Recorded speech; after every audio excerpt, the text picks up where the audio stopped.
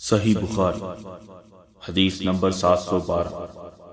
عبداللہ بن داؤد نے بیان کیا، کہا کہ ہم سے عامش نے ابراہیم نخعی سے بیان کیا، انہوں نے اسود سے، انہوں نے عائشہ رضی اللہ تعالی عنہا سے کہ آپ نے بتلایا نبی کریم صلی اللہ علیہ وسلم کے مرض الوفات میں بلال رضی اللہ تعالی عنہ نماز کی اطلاع دینے کے لیے حاضر خدمت ہوئے۔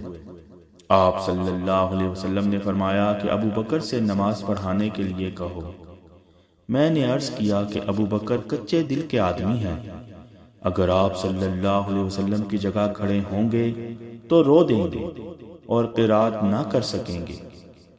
آپ صلی اللہ علیہ وسلم نے فرمایا کہ ابو بکر سے کہو وہ نماز پڑھائیں۔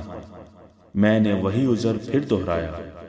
پھر آپ صلی اللہ علیہ وسلم نے تیسری یا چوتھی مرتبہ فرمایا کہ تم لوگ تو بالکل صواحب یوسف کی طرح ہو، ابو بکر سے کہو کہ وہ نماز پڑھائیں۔ خیر، ابو بکر رضی اللہ تعالی عنہ نے نماز شروع کرا دی۔ پھر نبی کریم صلی اللہ علیہ وسلم اپنا مزاج ذرا ہلکا پا کر دو آدمیوں کا سہارا لیے ہوئے باہر تشریف لائے۔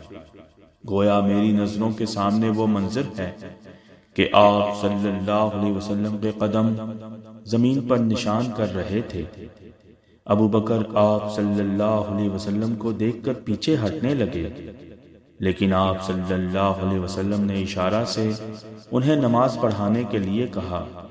ابو بکر پیچھے ہٹ گئے اور نبی کریم صلی اللہ علیہ وسلم ان کے بازو میں بیٹھے۔ ابو بکر رضی اللہ تعالی عنہ لوگوں کو نبی کریم صلی اللہ علیہ وسلم کی تکبیر سنا رہے تھے۔